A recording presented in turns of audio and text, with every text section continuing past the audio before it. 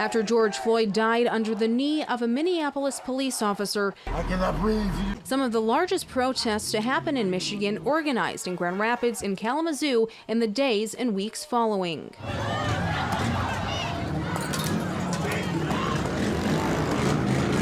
What began as a peaceful demonstration in downtown Grand Rapids on May 30th led to violence and destruction into the early morning hours of May 31st. Organizers of the initial protest distanced themselves from rioters, who did more than $2 million in damages to downtown businesses and governmental property. People just trying to get a point across that, hopefully they got an ear, somebody listening now. For the first time in Kent County history, prosecutor Chris Becker authorized riot charges against suspects. As the year draws to an end, nearly 24 people have now been arrested and prosecuted in connection to the downtown riot. Both in Grand Rapids and Kalamazoo, curfews were implemented to quell the ongoing demonstrations, and the National Guard deployed as support. Those who violated were subject to arrest and, in a few instances, tear gas. The unrest also led to critical community conversations surrounding police funding, with some local groups calling for cuts that would move funds elsewhere, with an emphasis on bolstering mental health services in scenarios where law enforcement response may not be the most appropriate. Do not forget what we're here for. We're here for justice. We're not here to argue. We're here to reason so we can move forward. Last year was the first time farmers could legally harvest hemp in the state of Michigan. So now for year two, the owners of a local hemp company are taking it one step further, inviting the public to come be a part of the harvesting experience. 1, 2, 3. It's a chance to have a hand in one of the state's fastest growing industries. It's never been done in Michigan that I'm aware of. I think we're the first U-pick hemp field in Michigan. Danny Balo was among the first hemp farmers licensed in the state of Michigan, initially harvesting the crop to sell its extracted CBD.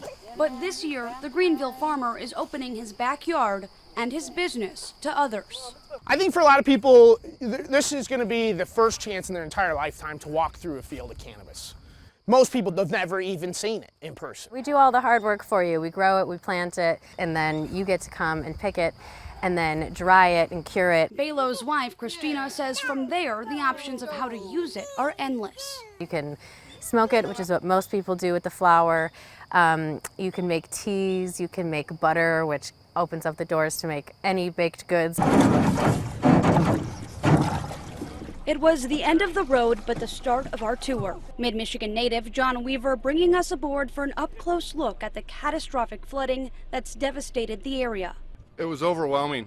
You can't imagine all the destruction everywhere. Weaver's father was among the thousands of people who had to evacuate their homes after the dam broke Tuesday evening.